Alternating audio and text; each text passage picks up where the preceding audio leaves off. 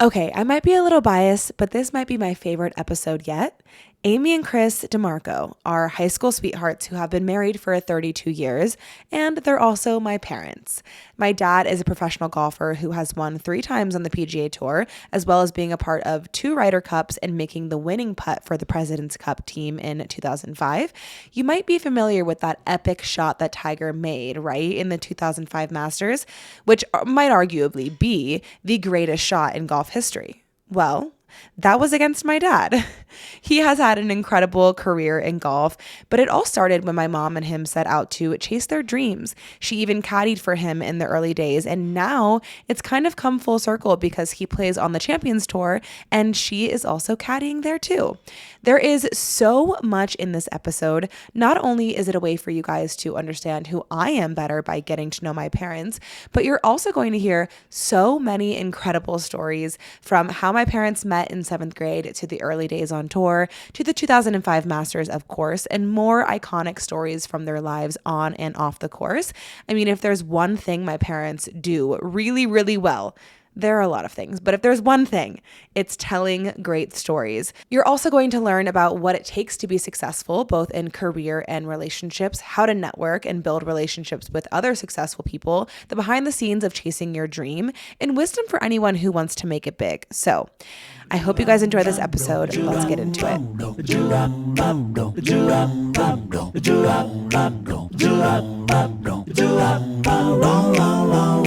All right. All right. How does it feel to be on your favorite child's podcast? Just proud. Yeah. Pretty proud. Yeah. Without Love a doubt. that answer. Shout out Amanda, favorite child. I love that answer. Yeah. You hear that, Christian and Abby? You labeled yourself that in 8th grade. I did. I have it on my phone. Is it still your contact? Absolutely. AK also knows. If that doesn't tell you my anything. favorite child. Did Amanda put that on your she phone? did, yeah. No, Yeah, I that's it. didn't. Yes, you did. He did that all on his own. Well, I think it's important, obviously, to just kind of go back and start from the beginning here, right? You two have been married for 32 years. I think long relationships are sort of something we're all used to. Amanda and I go back, my parents, 30 plus years. I'd love for you two to explain, where it all started for you in Orlando, Florida, back in the day. Well, you tell the story. You had a girl come in and Well, we met in 7th grade. 7th grade. I cheered for his football team. And this Paul is Warner. Rock Lake Middle School? Rock Lake Yeah, Middle Rock School. Lake. I just also moved there. went to Rock Lake Middle Yes. School. Oh, you which is did? great. Okay, yeah. So I cheered for his football team. But we didn't, our parents were friends from the country club, but we didn't really hang out. And then probably in 9th grade. barbecues or whatever. We were just always Yeah. together. But I wasn't interested in girls until I was like 15 or 16 years old. You know what In story all I love? honesty? Didn't Aunt Ann always say, like, Chris is so cute? So Yeah. hot. Yeah. Yeah. And I was I'm like, too no, short. I he's- was too short he's for her. blonde, he's towhead, and he's short. And Yeah. Ann was like, what? Like, yeah, no, I can't date anybody shorter than me. So you tell it. So before the No, growth you- spurt, you weren't there just yet. So the funny thing is that I did play football all the way up until 9th grade, and I was short. I was like 5'6", and I'm looking at these guys I'm trying to tackle, and they look like you, and I'm like, okay, I'm done with that. So I went golf, and I'm like, okay, from 9th grade on, I went golf only, and I kind of got blackballed from the football players because they're like, you're quitting football to play golf? What the heck are you going to do with that? So, I'm like, well, that I'm going to go try to make a career out of it, and thankfully, we'll get into more of it. But yeah. Okay, so then when did you actually get together, you two? So senior year, I don't even think we really hung out at all until senior year, right? You know how senior year everybody like kind of gets together because it's Right. last year. And, Right. we're all going Everyone's away. like, you're not so bad. So it Yeah. waited until senior year. Yeah, I And- mean, we would go up to Gator games as a family, like in big RVs and stuff like that. But Ann was more interested. Both in of your families would be Yeah. in the same RV, Yeah. and this all stemmed from the country club, Right. Yes. My right? parents being Sweetwater Which is Country so Club. interesting. Small world. Everything really did sort of revolve around golf, and golf sort Always, of. Always, His yeah. parents, my parents. Oh my God, that was their whole life. Like my Yeah. Saturday Yeah. game every Saturday was like my father, her father, and then a guy named Al Gaddy Playing golf together. playing golf together on a Yeah. Saturday morning. That was like the thing. So like, I mean, 90% of the time, I'm 18 years old. I'm drinking the night before on Friday night, and I'm meeting these guys at 8 o'clock in the morning to play golf. I'm like, geez, last thing I want to do is play golf. Did right Amy's now. dad ever say, "Hey, Chris, I got my daughter Amy. Like, what do you?" Well, he had 3 you know?" daughters, No. too. No, not really. He never tried to plant that seed. No. No, my dad had 3 girls, and he stayed away from the family. The dating as much life? as he could. No, he was great. He was a great dad. I mean, I call him Superman. I think he's awesome. But like, no, he stayed away. He played a lot of golf. He worked a lot. He went south. We went south a lot. Yeah, we don't Hey, know Dad, where he we're was going going or what he south. was doing, but yeah. South. Yeah. But senior year of high school So comes along. Senior year comes along. Basketball I was game? Head cheerleader. You know, that was my whole life. I did gymnastics. I played a lot of sports, but cheerleading was my thing. And you were popular. You ran shit. She won high school prom that year. queen. Prom Yeah. queen, the whole Yeah. 9 yards. But, Yeah. but we went to prom together, which was great. But And you guys were anyway, nose to nose, huh? We were nose to nose. You What is- finally got your What growth is- spurt. what is nose to oh, nose. height standing wise, together. height Both wise, 5'6". So this girl came into town new to her senior year, which I felt bad for her because who wants to move their senior year? And they asked me if I could show her around the school. And so I started showing her around the school, and there's Chris at the lockers. And he had a black members Absolutely. only jacket on and pink OP. Only the cool kids had those. Was the mullet flowing too? Oh, yeah. Oh, yeah. Yeah. I was Did you a have the one towhead. earring? No, I not didn't yet. put that in yet. No. No, so she says, "Oh my gosh, who's that? He's really cute." And I was like, he kind of is cute. You know, finally I'm like noticing. it. Yeah. And she's like, you think you could call him and say, hey, I'd like to meet up with him, whatever. I'm like, well, I could probably do that, So then we went around school, whatever. And did you know we said hi to you or whatever? I don't know. Not really. Not really. I mean, But I did call him after school. And I think, did your mom answer? I think my mom answered and said, you're Chris, like- Amy Curtis is on the phone. I'm like, what? I answered. She goes, hey, there's this really cute girl. I don't think you should go out with her, but I think that she's really cute. No, we ended up talking for like 30 minutes. Wow. But On the phone. you did kind of call for that girl. I did. Why not Damn, to? I had you're a loyal. reason. You are a loyal friend. And Look then at I'm that. like, Well, and no, then- she took him in the end. Yeah. Well, but I'm saying, like, you still like followed through with the task, which Totally. is But honorable. I like that. as an excuse to reach out to him. Kind Probably. of. Yeah. Yeah. You're right. And then it was Friday night, the basketball game, right? Yeah. And then I said, are you going to go to the basketball game on Friday night? Because I was cheering for it, and Allie Gish was having a party afterwards. And I said, hopefully I saw you at the there. game. I saw you at the Yeah. game, and you said, hey, there's a party at Allie Gish's. Yeah. And then I was at one of my buddies' house, Scott McAbee, with my buddies, and we were across the street, and we're like, hey, we're literally right across the street to this party. Let's go over there. And literally, So you came over. I answered the door. Was that your first ever party? no. No. No. We should get into that too. That's so funny. Because we kind of equaled each other. I was a out goody little bit. two-shoes Yeah, back no, I then. was- Right. And he was. So then It wasn't your first party, but it wasn't your first It house wasn't party my either. first. No, Okay. it wasn't my first house party. It was but his it was kind of being back with all the football players and all Yeah. the Kind of, cheerleaders, my crowd and I mean, I was really nervous Well, going and in back because then you didn't have any social media, because I feel like No, now nothing. social media also helps you understand who the popular people are. But back then it was just literally school was your social. Oh, Absolutely. Yeah. Word of mouth. And we didn't even know really where parties were because nobody had cell phones. Yeah. You had to rely on what you heard at school, right? yeah, Code words. Code So called the words. funny thing is called the I house used phone. to be, my mom used to make daiquiris for us all the time, not as kids, but like for her friends. And so she'd give us little Dixie cups when we'd be at the pool or something. So that was my thing. So they walk in and I'm like, hey, come on in, I'll make you a daiquiri. And so we started drinking daiquiris. Next thing you know, we're playing pool and stuff. And then Chris says, why don't we go back over to Scott McAbee's house? Everybody's left there. We'll go over and hang out.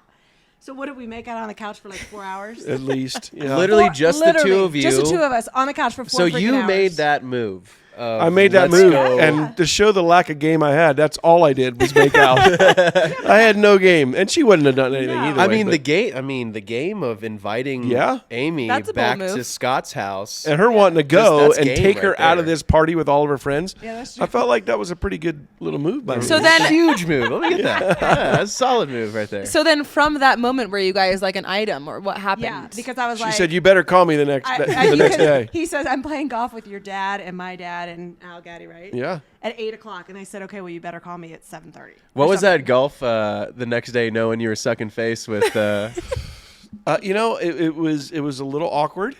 It was a little awkward. I don't think and I now I call him Grandpa right. because he's my in-law. But back then I called him Mr. Curtis because that's how my dad brought me up. You always talked to their name, Mr. Gaddy, Mr. Curtis, whoever it would have been. And I just remember, what'd you guys do last night? Oh yeah, there was a party and we just we had a good time. It was fun. And I saw your daughter. Yeah. I saw your daughter. We had a good time. And then of course, 3 days later, because we were by that time we were side by side. We For were sure. always together. And he's like, oh, okay, so maybe that night was a little more than just, getting to know each other. So and he made that comment to you? Did he ever make that like comment? 3 or 4 days Right. later he did, because I'm over his house. I'm over his house every night for like the next 4 or 5 nights, because we're just kind of starting our relationship going. Did you guys? Did you ask her to go steady? I think it just was a given that we were Yeah. going out. Is that what you guys There's would no say back walking or there? talking or all this stuff that the kids do now. Yeah, it's the talking first. Talking talk and then first. you- Then the dating. Well, we went right into kissing, so it wouldn't have been the talking. So, But was there ever a moment where you said, Amy, will you be my I think girlfriend? so. I think so. Probably, but we had this loyalty about us. I'm not even kidding you. Like nobody could have gotten in. There's no way. No. No. But and then the next weekend was her 18th birthday party, Oh, and I gosh. came over as her boyfriend now. Okay. And now, This is now public. we're a whole week in our relationship, and now all the football players.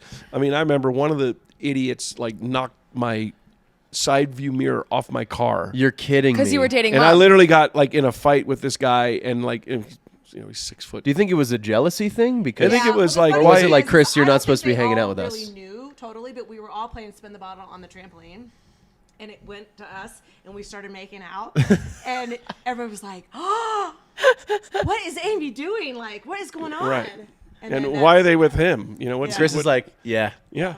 And Yeah, so that's then fine. you guys go to prom together. You don't go to the same college.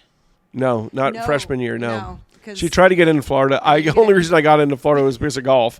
I certainly wouldn't have gotten in off my grades either. But it was, but it was a relationship that we knew at that time that it wasn't going to break up. Like we always had a motto that no matter how angry we get with each other, and we fought about everything, but we never went to bed mad at And each we other. were so young and stupid and jealous. And it was jealousy was probably Yeah, because the worst thing in our you get relationship. together senior year of high school, Yeah. which everyone is talking about the next step, Right. the Yeah. next stage. And that then we go to summer two different and that schools. summer we were together all the time. And when you spoke about the next stage, it was never like it was always we're going to stay together, we're going to do long Yeah. distance, we're going to Yes. just figure this thing out. Yeah, and I didn't play my freshman year of college. I didn't really play. We had a lot of guys in the team, and I was a freshman coming in, and I was okay, but I wasn't certainly good enough to crack the top 5 at University of Florida. Right. So I really didn't play much. So we saw each other every single weekend, whether or not I went up to I Georgia drove- Southern, 5 or hours, whether yeah. she came down to Florida, or we both went home to Orlando. We saw each other every single weekend that semester.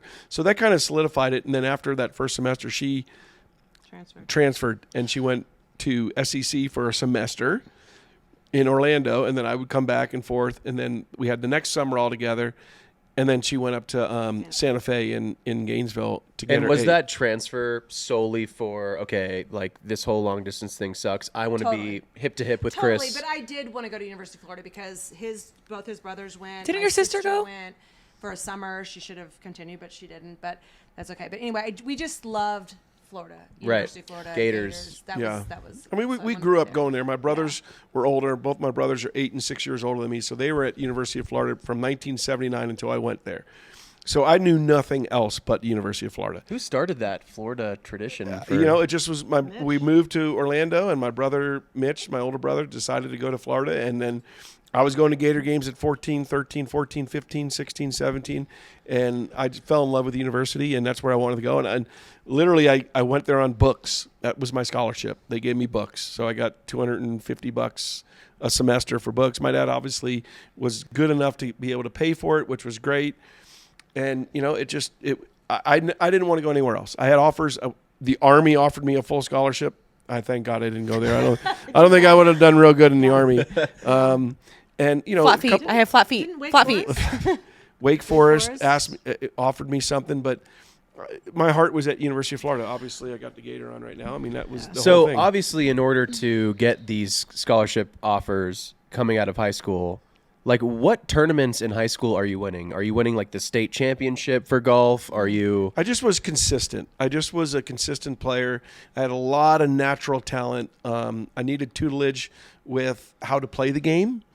But when I went to the University of Florida, the first coach I had was a complete prick. Can we say that on? Absolutely. Okay. Fucking prick. Fucking prick. Right. He You was. would say that, yeah. My motto or my thing about him was they wasted a perfectly good set of ears on that prick, and he just didn't work out. And then thankfully for me, Buddy Alexander came in the story, and Buddy was the kind of coach that came in and taught me how to play the game. Right. And once I learned how to play the game, I just kind of went straight up and just got better every year. When you first two got together, because you're obviously, I mean, you've been to more of his golf tournaments than you could even think of. Did that start from day one? From you guys go from making out on the couch, and then you're like, "Hey, when's your next golf tournament? I want to be there." Yeah, Is that kinda, sort of how it yeah, worked? Or? She would come up. She would come up on her bike, chewing gum. At Sweetwater, Hubba Bubba. She'd have her bike and a little short cheerleading shorts on, and she'd come up. How'd you play? I shot 34. She goes, I don't know what that means, but I guess it's okay. Yeah. But I remember he would, after golf, come over and we'd literally watch TV together. We'd watch the PGA Tour, and Fred Couples was one of our favorite. And we always were like, "You're going to be the next Fred Couples," you know. Well, here's the thing too. In your baby book that my grandma that your mom kept, it literally says from when you're like, I don't know, 6 or 8 years old, what do you want to be when you grow up? A professional golfer. Yeah. Like you always knew. And so then you guys get together and you're going to a separate college, but then you transfer and you're together. From the moment that you got together, did you know, like, okay, that's what he's going to be, and we're going to be a team and trying to make this work? Absolutely. Okay. Yeah. Absolutely. I mean, she got her degree. I got my degree, and I worked in as a beverage director for Snapple for a year, and I liked it, but it was so hard to keep up with his schedule, and he wanted me to be where he was. And you know what? I don't think I've ever really asked you, like, point blank, what did you want to be growing up? That's a good question. I don't even know. Like when you were a little girl, like when he was 6 or 7 saying, I want to be a professional golfer, like what did you want to be? I wanted to be an account executive. Right. Why? So you wanted to What be... isn't it? What do you mean? Like, what is that? Why don't I don't even know what that is? Like, I don't even know, but I just You saw remember- yourself in a suit, business, corporate. corporate Okay. business. Leader Social. position. She's so social. But then once I got into sales, I'm like, oh, that's right up my alley. Yeah. Right. But then in college, I took a real estate class. Oh. And I loved every minute of it. And the only thing I didn't do was take the test, and I regret that to today. Damn. But anyway, it is. Yeah. What it is. But then you guys literally, you graduate college. Did you guys have a plan? Like, I want to know, did you guys sit down and talk about, okay, this is what's going to happen. This is what we're going to do. Well, golf is so up in the air. So right out of college, I turned pro. Literally in the summer of 1990, I turned pro, and played a bunch of mini tour events. Did pretty good. Won a couple. Was beating the pros, old pros that I was beating. Was this all in the state of Florida? This is pretty much in the state of Florida. And I did win a huge amateur tournament. I won the Western Amateur, which is like USAM, the British AM, and the Western Am are like the 3 biggest ones in the world.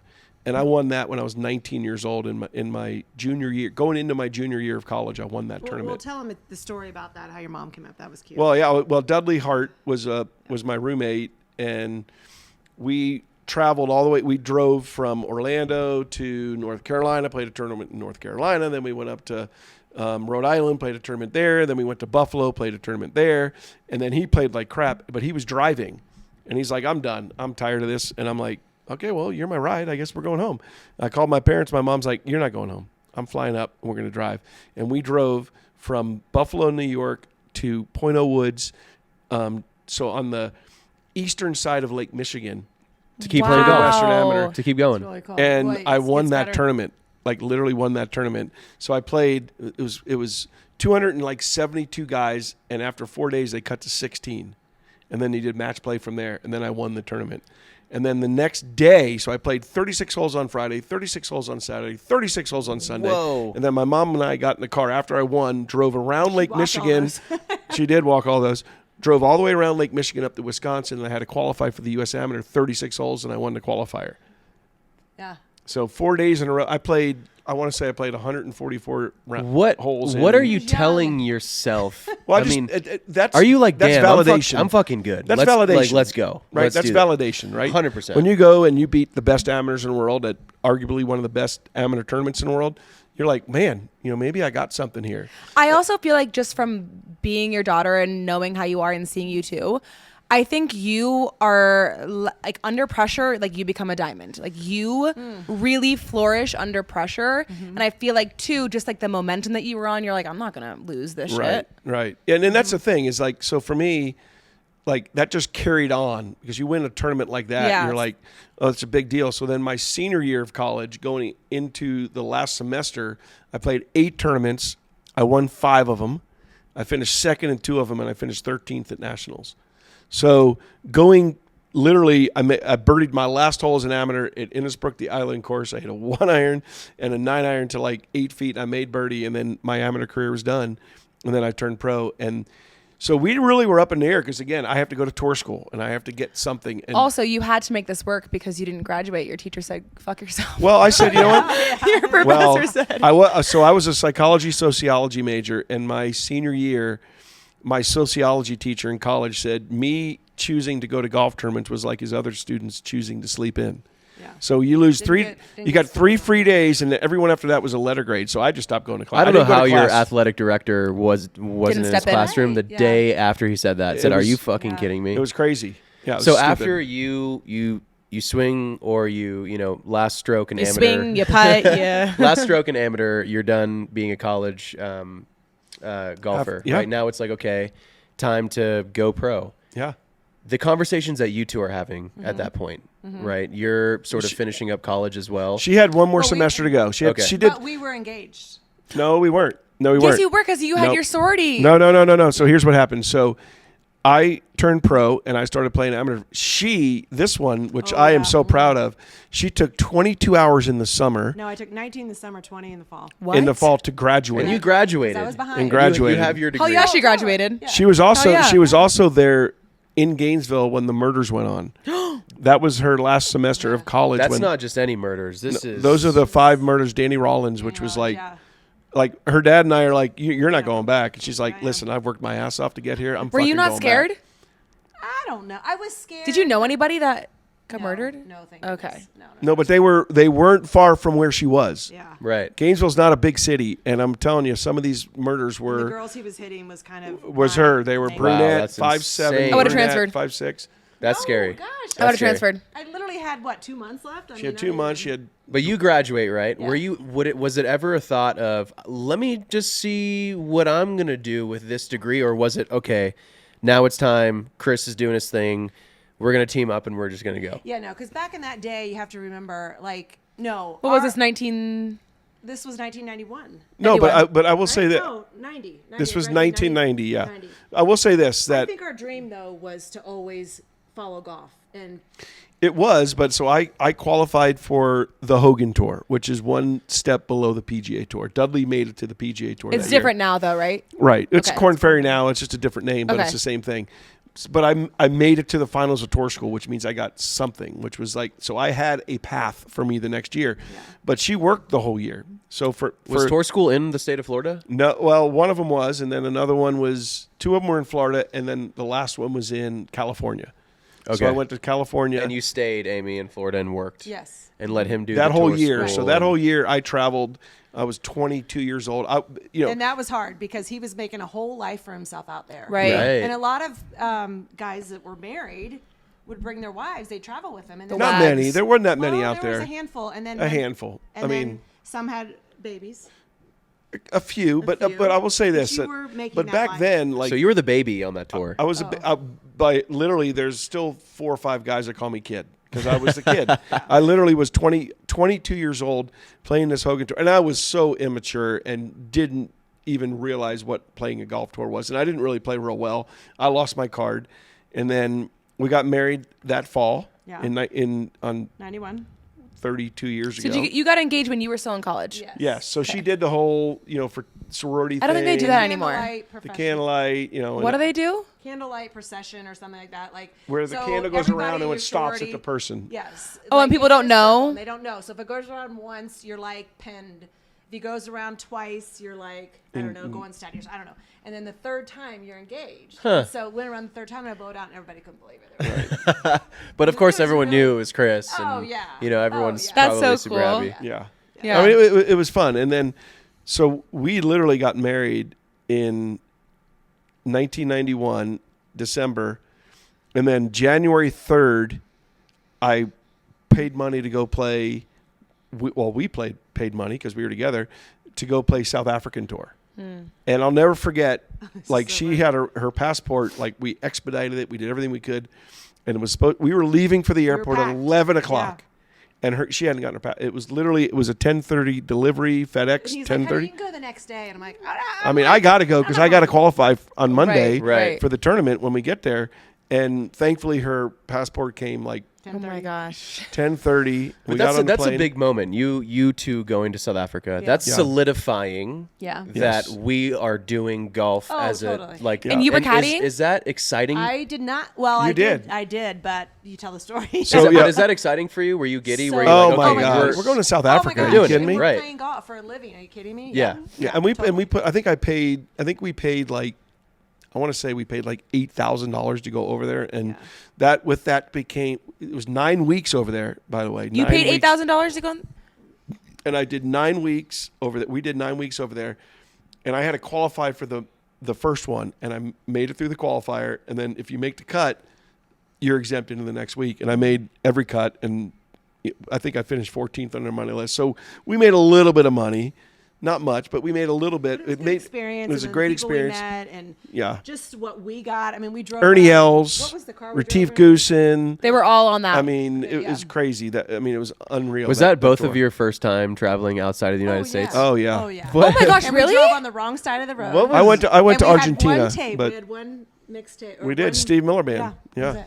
That's all we We had listened a cassette. That's why he's your favorite. Yeah. Yeah. Absolutely. And Yeah, so we that won. That But probably brings you back to those days. Every yeah. single one of So those I songs. started caddying, but She caddied like the first 2 or 3, and then it's weird. Every golf course over there, there's 13 tribes in South Africa Right. of the African, the Africans, and they literally were like getting pissed that she was caddying for me. No Because So way. I- it's very, Taking money out of it's their very, pocket. isn't Yeah. it like women are not? Okay, so the South Africans were like, you could use me as a fucking caddy. Right. Oh, was it that or was it women? it was both. It was a little bit of both, Back then and it was both, yeah. so she. What was that conversation like? Telling her she had to get off. the No, bag? no. She's was like, okay. no, and I Okay. said, listen, they might kill you if you. Yeah, I was like, okay. Yeah. I mean, good. 'cause I'll sit. Well, they would tell us we can't roll down our window. I mean, they would kill us for like a penny. Yeah. Remember That was Yeah. probably going through Johannesburg. And, Or Yeah, Soweto. oh yeah. shit! Soweto, which Yeah. is not a good place. Were And you we- ever in fear for your life once during that? because Any Well, good story there? The only time that was kind of scary. We were driving. It was so cool to go over there. I mean, literally, you're talking 23-year-old kids, and we're driving over in South Africa, and we go through Kruger National Park, and we had a couple of stops. I mean, it's a long drive, and I remember we came across these elephants, and one of them flared its The freaking ears? Years Yeah. and I literally no. had and first Was of all, it you're just driving the two of He was you in the running car out. by two of us in yourself? the car. And Shit. I'm on the wrong side of the. First of all, the wrong side. I'm driving on the wrong spot.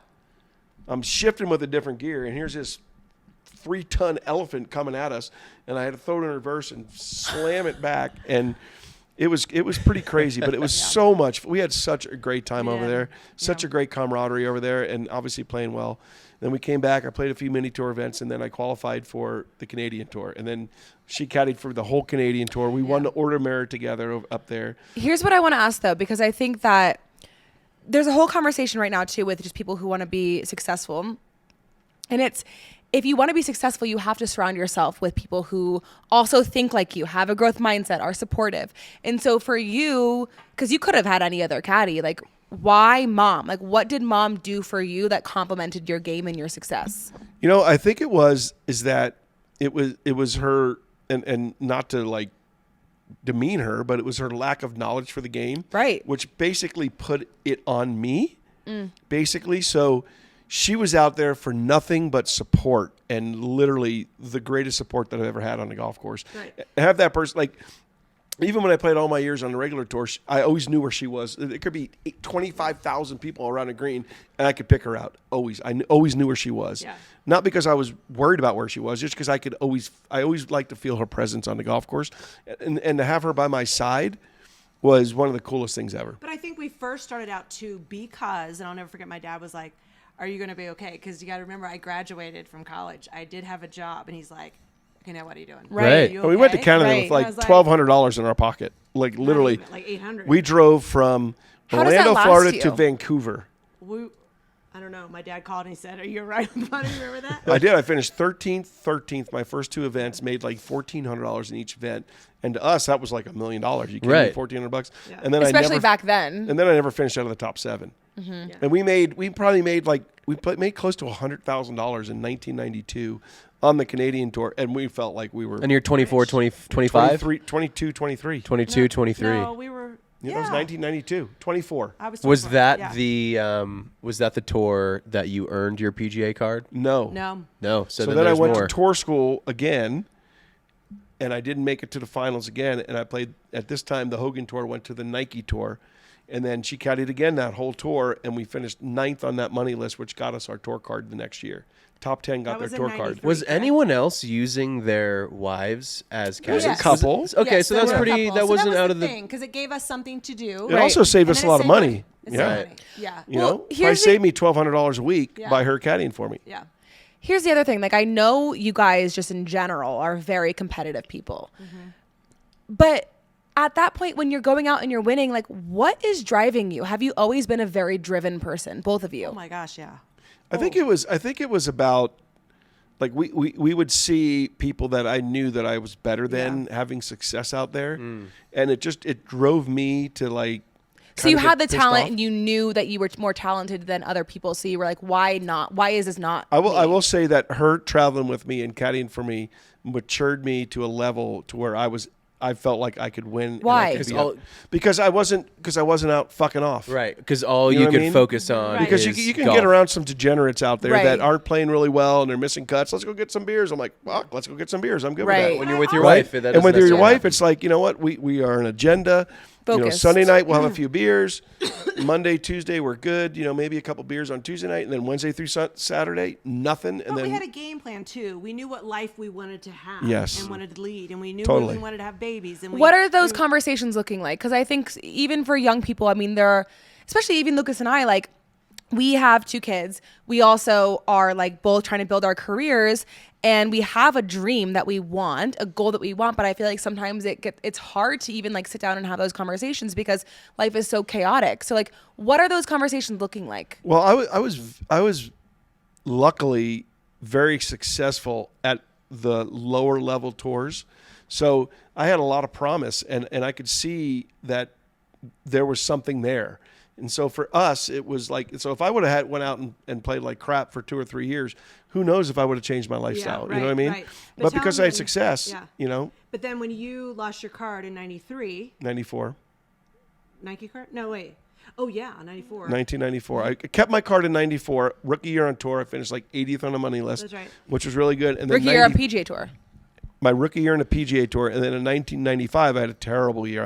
I got some putting problems. I don't like to use the word, and the putts But were tell not them going what- in. Tell them what you did. You would go up to Errol Estates and you would make a ton of cash I would. betting people.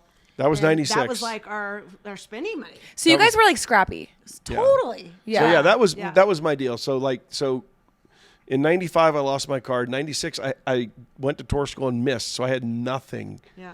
So, but because I won the Order of Merit in Canada, I had a 5-year exemption up there. Okay. So I went up and played 3 or 4 or 5 tournaments, and in that time, and it's a huge part of our story, is I changed my putting grip to the claw putting grip. You were the one who basically I started in You should have 1995. patented it or trademarked or however you could almost do that. like 28 years ago. It's 28 years ago in a week from when I started doing Can that. you tell us that story? Like, was that a coach that said, try this? No. Or were you literally by yourself and you're like, fuck it, what does this feel like? So I'm playing a little mini tour event in Orlando, a 2-man team event, and I'm playing with one of my good buddies, Anthony Ballesteros, who I love to death, and we're playing. And I mean, I'm literally from 3 feet, I'm dying him and drunk. If I make them, I'm dying him and drunk. Like when dying him, I mean, they're barely going in the lip. Yeah. I mean, I'm not feeling go over 3-footer, and we're in a rain delay, and Skip Kendall comes to me and he says, "What are you gonna do next year?" I said, "Dude, I think I'm done." I said, "This is no fun. I can't even enjoy golf anymore because if you can't putt from 4 feet, it's no fun." Right. So he said, "You should try this grip," and I went, "What the hell is that?" that Skip was Kendall the is claw who? grip. That was a claw grip. Skip Pendle is who? Skip Kendall was a tour player. He had Got his it. tour card for a few years, and so I didn't do it that day, but the next day I went out to Errol Estates and I'm playing golf, and I had one of those putts that I knew I was going to miss. There was no way I was going to make it. I said, well, let me give this a chance. And I did the claw grip, and it literally, the putter went back and went through, and the ball went right in the middle and went, whoa. And I went from, I was always a great ball striker. Like I could hit, my drives were good, my irons were always at the hole. I mean, I would hit 17 greens around, have 15 putts inside 12 feet and shoot 73. That's how bad of a putter I was. I became. And literally overnight, I went from shooting 72, 73 to 64, 65 overnight. Like literally. And then that just springboarded me to. And it was the claw. And Did it you was the ever claw. ask him, okay, this is super fucking weird, this claw thing. Where the hell did you pull this out of your ass? Yeah. What was his answer to that? He's like, there was a guy up in, so he's from Wisconsin. He goes, there's a guy that so he called it the pencil back then. So he put his finger down his shaft, and he said this guy went from being one of the worst putters at the course to one of the best putters at the course. Wow. So when he showed me it, it was like a done deal. So I went in 96. After learning, literally in 95, learning this putting grip, I qualified for 3 of my first 4 PGA Tour events in Monday qualifying, made the cut in 2 of them. And I'm like, this is really something that I can do here. I mean, I felt comfortable. I felt like, once I had inside 5 feet, I was good. And it just kind of springboarded us to, 96. I won on the Canadian Tour. I won a 4-day event up there, and it just got me to the next level. I went to tour school. I made it through tour school again, but didn't make it to the PGA Tour, played the Nike Tour. In finished 97, right? 97, won an event. So now at this point we have And you're a child. still caddying for him the whole time? Or okay, I'm not trying to because think, you're in pregnant. 97? 90. So in Oh, I 97, had- you had weren't. You were Christian. pregnant. I had Christian. Yeah. Here's my question though. I think, because again, I think that you guys are so lucky, but also like you guys work so hard in making your dreams become a reality. Totally. That's why I feel like I was always like, fuck corporate. I want to do what I'm Yeah. passionate Right. about. Totally. But now that we have 2 kids and like we have more bills, we have more expenses, I think funding your dreams is so hard.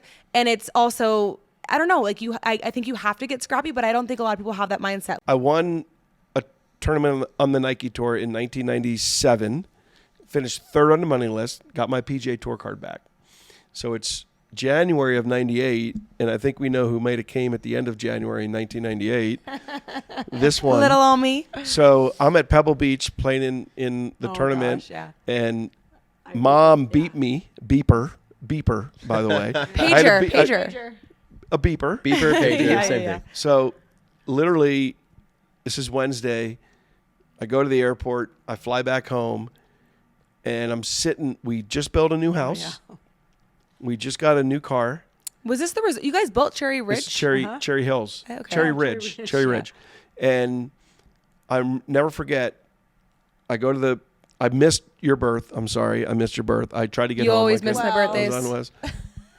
No, we would go to Phoenix. That's why on I'm your birthday. favorite child. You're No, you're we you're would- overcompensating. That's we would go true. to Phoenix on your That's birthdays, true. and he won Phoenix Open. So True. True. That's true. True. Yeah. So literally, I'm sitting in my office and I'm talking to my manager, and she goes, "You have $15,000 left in your account.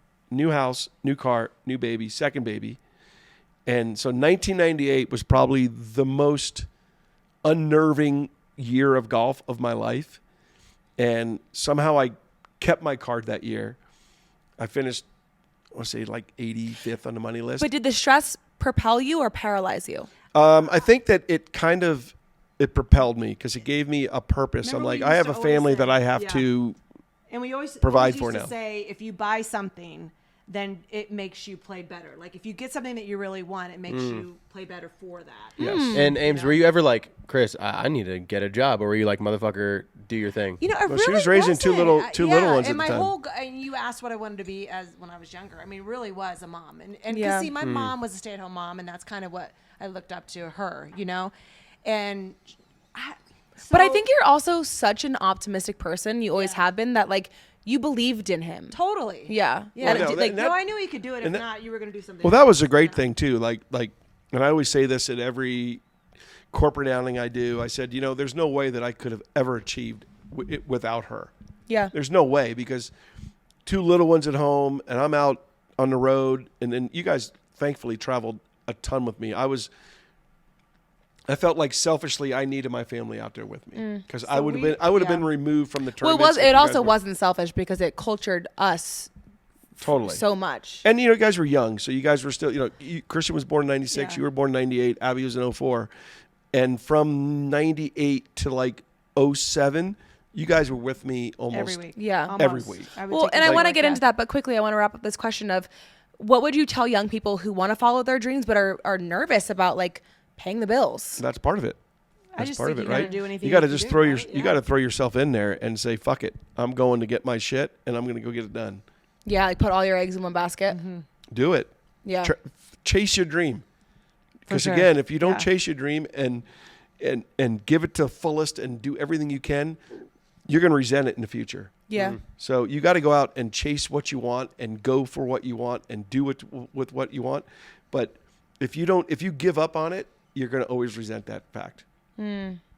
So what was the behind the scenes of having 3 kids and being, because you were in your prime when you had 3 kids. Yeah. Yeah. Abby Yeah. was born right in the middle of Yeah. like our best run. So Right. from like end of 99 to like 2007 was my best years. I finished in the top 20 on the money list every year. You said- And Oh, well, 7? 2005 was not when Abby was born, right? When you played against 04. Tiger. she was there. Oh, she was 04. I thought she was 06. Okay, yes. Yeah. Yeah. Yeah, no, it was. I mean, it was really weird, and thankfully we were doing well enough to where we were able to fly privately, and life was so much easier with 3 kids and a nanny. You know, It was very important for us to be a family and go together because, Yeah. again, golf traveling is a lonely life. Right. And there's a lot of families out there that the wives don't travel, kids don't go. Right. And I couldn't imagine. We don't even know. I what there's that no world's way like. that There's no way. I could have functioned like that. I couldn't have Well, just been it on the also road. was so cool. I mean, I remember getting to an age of like 13 where I was like, okay, I want to stay home. Like, I want to Yeah, be with my yeah. friends. But Well, at the and same that was the hardest part for me. But at the same time, like, it was so cool being, I mean, I think that's what really shaped me into wanting to have all these aspirations and dreams and goals for myself. Was like, I knew I wanted to travel because I did that my whole life. And it was so cool getting to see different cultures, getting to be in that environment, getting to see success, getting to like be in like suburbia of like freaking Memphis, you know, like Tennessee, and Michigan. literally Yeah, being in Flint, like, Michigan was your favorite place. right. Like we would be in like the coolest, luxurious places, but then we would also be in like Hold on. the small towns. Yeah. And it was cool to get out of what my surroundings and see something else, because I think when you see other things, you gain perspective, and then you actually are opened up to so many different opportunities for yourself. Totally. Right. And you being a mom of 3 at the time, do you think the traveling kept the life exciting? Like, do you think you could have stayed home with the kids? Or Yeah, was it hard, like as a mom? No, I don't think I could have, because I missed out on so many things just by even in general, like places I didn't go or certain. Yeah, like, when I events won didn't in- go. I mean, when you went in Phoenix, we weren't there because you had a dance recital. Oh, sorry, because you had a dance recital. Yeah. And so so I took them as many places as I could. Yeah. Yeah. Yeah. And selfishly, golf's a selfish sport. Like if you want to succeed, it's a selfish sport. I mean, I have to be at the golf course. I have to go practice. I have to go play practice rounds. I have to go play tournaments. I have to do it. But I was really good about making sure that when I left the golf course, golf was over. Right. And it was going back to the hotel room, going to the pool, watching the kids swim, doing whatever we had to do, going out to dinner. We always used to go to TGI Fridays. We did. I remember that, absolutely. and we would do the spelling. It would be me and Dad versus Mom and Christian. We we would do always like the crosswords, and then You and I always I won. remember like I would always bring a book and I would like read a book. Yeah. But like, what are your tips for like traveling with kids? Oh my goodness, That's so long hard. ago Now, Fly private. now, private's good. I will say that a tablet, and I know Yeah. you guys are against that, but like having their minds on something else Yeah. and not just sitting there with nothing to do. And we like, I still don't understand Our when- 4 children, Amanda. We're like, no TV. You must read. Unless they He's come like, to, Mom, I'm 3. Unless they come They're to like- Mimi, they're like, when they "Can come we to go to Mimi and Papa's house, they get plenty of Can we go cocoa. to Mimi and Papa's house? We're like, no, color. Figure it out. Oh, we color, we play Play-Doh. We do, yeah. Yeah. Ames, do you think, because it's so interesting, because it takes a very special woman to Totally. I agree. I second to that. understand and actually be okay with the selfishness that comes with the golf life. Right. Do you think I could never. being raised around the country club, seeing your Yes, dad totally. go to the golf course every day, just seeing, do you think that really like sets you up to have a golfer husband? Yes, I do. Because you just understood I the, do, what and was I your love- mindset I around loved that? the country club life. I did. I mean, that was kind of what I grew up in and what I loved. And then when that was your passion, I thought, okay, we can do this. We can make this work. We can be successful. But I and will say this, and sorry to interrupt, but the PGA Tour did an unbelievable job with having this crazy daycare yeah, yeah. system. So it made it a lot Same easier. 5 or 6 Yeah. or 7 women, Yeah. girls, 22 to 28 Tour year old school. girls that literally traveled every week. yeah. Our kids knew all of them. They loved going there. Doral was my favorite. Yeah. It definitely was a lifestyle. Yeah, what but I I'm was gonna- saying, but every day, Chris going out to the golf course, Yeah. that was something you even knew before Chris. Well, what I want So to it say just though made there sense. is but like I never even looked at it, and I'm curious what you think. I always looked at you guys as like a team. I never like looked at it was like this was dad's thing that mom is No, it just was like always having a to team. put up Always with. a It was team. always like you were a part of it. Yeah, but you have to understand something, and I don't mean this in a mean way, but I raised. Oh, raised 100%. my children only because I was home. I mean, don't get me wrong. You're an No, I amazing get it. dad, and yes, you were there when You were the could- primary parent. Yeah, but I didn't want it to seem like I was, and we always wanted normalcy. Like you would come home, you'd win a tournament, but I would always make sure you guys like that wasn't the most important thing. But do you, Right. but, You guys, Right. But do you know how important that is for me on the road, knowing that I have nothing to worry Right. about at home. Totally, yeah. Like I am. I mean, and she I loved just that think it life. worked. Yeah. It worked. She loved. And she, you didn't come home to a wife saying like, "Yeah, it's about time you're back." You came Yeah. home to No, a wife never. that just got it. She understood the Yeah. lifestyle. I did, and which is also, fucking I'm like very that's not fortunate that normal. He would come home and he wanted some time off. A lot of guys don't Yeah. do that. Right. Like we got to Vacation take you on, mode. Yeah, and we got to take you on ski Vacay. trips. Vacay. A lot of I'm people on. didn't. I'm on vacay mode right now. Yeah. But that was one reason we moved to Denver because he does like time off. Yeah. We took him away from golf. And so- skiing is like your Yeah, our favorite thing passion. ever. Skiing, hiking, being outside. We always said, Orlando was great. You guys grew up there. It was fantastic. But in the summers in Orlando, you can't wait to get inside. And in the summers Yeah. in Denver, you can't wait to go outside. Yeah, you Right. don't even want to be When there. you would leave and do your golf thing, and even when you were together at the golf tournament, did you two have any personal like rituals, handshake, hug, like anything you would say to each other, like before you going out, Like a secret sauce. any like just thing that you two would do that you, know what just we- knew it was her saying, "Go fucking play your You know ass what off." we would do, which was really good, is we always made sure we always had 2 rooms, and the kids slept in one room, and we would put them to bed, and then we would have our own time. Yeah, always. And we yeah. had our own room, adjoining doors, Mm-hmm. right? And we'd make sure that you guys were all good. We were mostly safe except for that one time that Abby got stuck in the Locking in the room, yeah. I was panicked. The Princess. in Scottsdale. So just the one-on-one time was really important. It for you. was, Really and important, we and then I always made sure I was there at the first tee. Okay, Always. That okay, was so, so important That's to him. that's Yes, what if I I'm. wasn't That's my there, question. He was. I mean, I was concerned. Not that you were going to play bad, but I kind of was. I So was the like, first Well, tee you was are really that was the unspoken thing. if he saw me there, You needed Well, to be at the first tee. I love that. Not that like it was that important to me, but man, it was like to look Well- over and see her there. Yeah. And just again, like I said, this woman deserves a freaking gold medal because we Or like $1 want million our- cash. yeah, I'll take it. Amanda's older brother Christian is a professional golfer also, and we go out and watch him. And man, golf is freaking boring to watch. Just Yeah, to why walk do you think around. I never And the amount of rounds that this woman shook has onto it? endured in her life Right. is crazy to me. But she was always so into it. And I mean, I can't tell you how many times in like her in the out with the fans, and somebody would say something about me, and she'd be like, "What'd you Yeah. say?" Yeah. I'm like, that's my husband. Well, no, So you'd I speak up. remember that. Always, Lucas, yeah. you know me. I remember that vividly too. I mean, we were at the Waste Management. I think like the last time that maybe you played there or whatever, and someone told Christian and I. Well, Christian and I were walking. I think you were there, but I don't think you heard it. And someone in front of us goes, "Well, DiMarco should just pack his bags and go home." Yeah. And I Christian said, told me. "You said," and Christian was like, "Amanda, don't." And I was like, I got to fucking say something. I think I said, like, that's my dad. Yeah, you Yeah. did. That's you my did. dad. I remember that story. Yeah. Yeah. But it's like so fun. It's Yeah. really cool to be out there and people will just talk and you don't know Right. who you're around. Yeah. But before we move on, because this is a question I get literally every single time I tell people who my dad is, why did you never teach me how to play golf? I tried. No, It's your fault. I don't think you did. I did. I will say, Amanda, to his defense, you were busy every weekend with another sport. Okay. Dance, cheerleading, Volleyball. I think it's Same a with lot Abby. easier too if you personally were like, Dad, I want you Right. to teach me. This is 'Cause not she a- probably never came up to you and was like, I want to learn how to I play tried. golf. I To tried be as hard very as I could. clear, this is not me saying I wish I did. This is Right. an answer for everyone who fucking asks me. Yeah, but Right. you never had the patience on the Yeah. driving range either. I Neither mean, did remember he. the Disney tournament? No, I did. I did. I would bring you and Christian up there.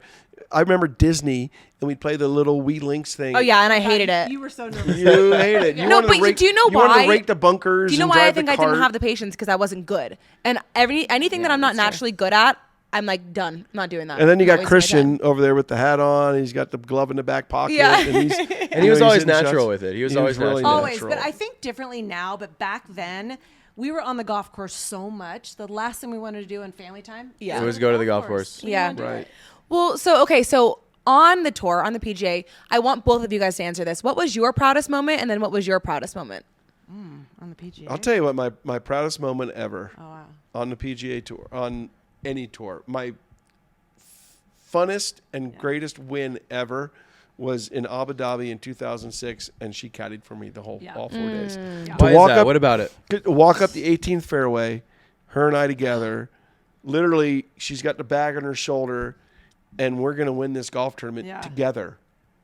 And I'm telling And you right now, we worked at that. I mean, remember how we talked coming in and Oh, yeah. Henrik What Stenson- is that Stenson? conversation? What is talk coming It was in? just stay focused because Henrik Stenson was playing great that day, and we ended up winning by one shot because he was catching up.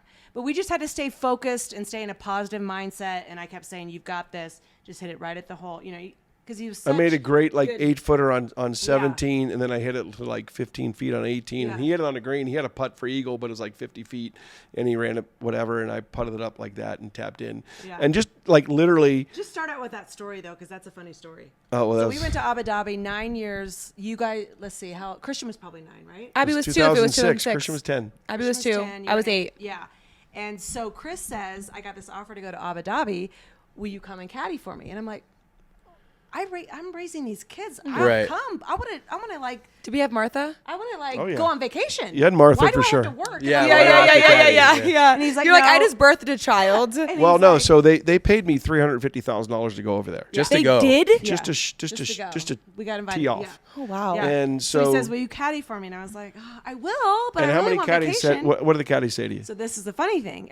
We were over there and doing practice round stuff, and everybody's like, "Can I get the bag? Can I get your bag? Can I?" And I'm like, Oh. "Yeah," because I want to go sightseeing. I've Okay. never been to Abu Dhabi. You're like, I'm trying to see a And fucking Chris- camel, dude. Yeah, yeah. And Chris goes, "Amy, you got to get me through the cut." And I'm I like, shot 71 okay. the first day, and So then I shot 67 That's the so second funny. day. Why was it so important for you to I think have it was Amy? comfort. I think that's why. Because It you're was You tough, because probably I would've regulated had his nervous another system. caddy that I'm not used to. Yeah. Right. And then she's caddied for me before. You're in the so middle of she knows- fucking Saudi Arabia. Well, Yeah. you Absolutely. also, I think she calms your nerves. Totally. Totally. And you But- can't have nerves. No, that's true. You can't have nerves at golf. But tell him. So Friday. So Friday- He says if you get me through the cut, You can. I can get another caddy because Chris was hot and everybody knew he was probably play well and they get a good caddy. Right. Makes sense. So Friday night we go to the mall and we go to this Rolex store and Chris sees this awesome Rolex that had like what rubies blue blue and sapphire. and stuff. It was like 60 grand. grand.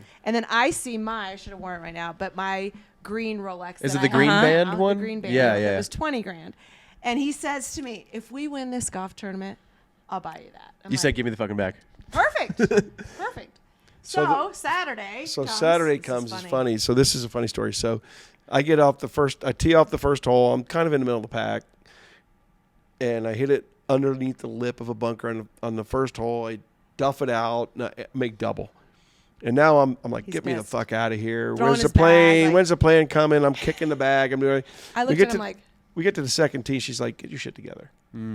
I said, stop being a fucking baby. She and get did. Your shit together. That's it. I said, we're gonna shoot Love that. low and So- we're gonna win this fucking golf tournament. So I birdie. Hell yeah. So I We birdie. did. I birdie 2. I birdie 4.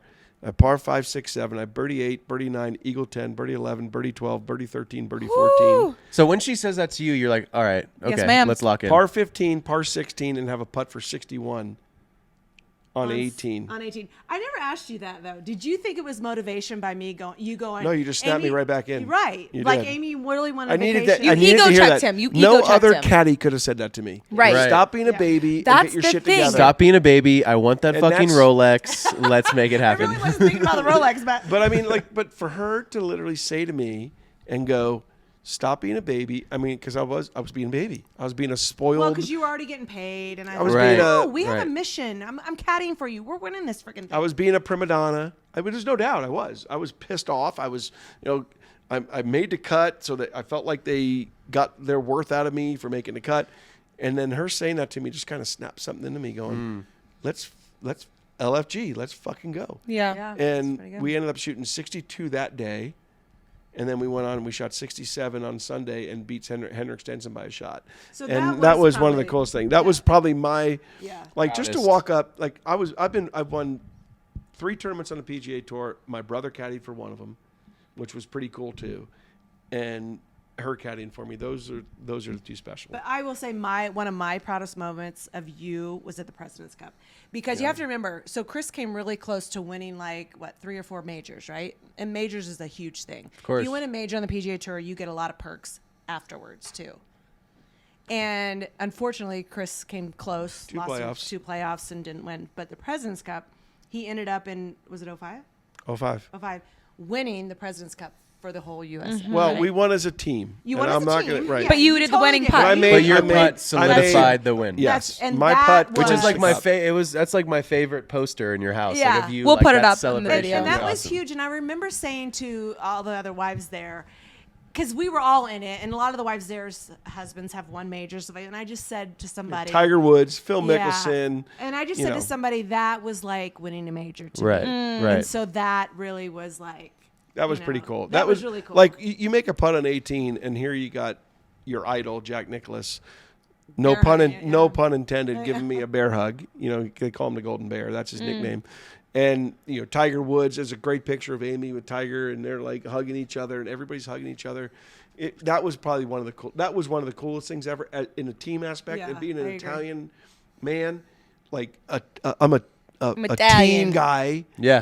And in golf, it's you, and you're on an island Yeah. 99.9%. Well, you're almost back on like the football field. a little bit, in a way. totally, Yeah. right? You know? Like you made the interception, the clinch the game Yeah. for the team, Yeah. or you scored the Yeah. winning touchdown, whatever it was. Yeah. I mean, it's a complete team effort, but you're the one that and the did shot that thing. you had to hit into the green, that Well, the putt I made was, oh my god, you and the know- putt was amazing, but the shot you had to hit, you were on the bunker. The shot was nothing, just because that's what I do for a living. But the putt, You're 'cause proud of that putt. Like the shot, you just kind of revert yourself back to Right. talent and do your thing. Putting is like it's you and the hole, and those are the things. That's where nerves come in the most. Putting, because it's a small stroke and it's And a whatever. putt to win the President's Cup. I mean, And you in your mind you're thinking, I'm playing this guy. If I run it 4 feet by it and miss it, now I'm the GOAT of the President's Cup.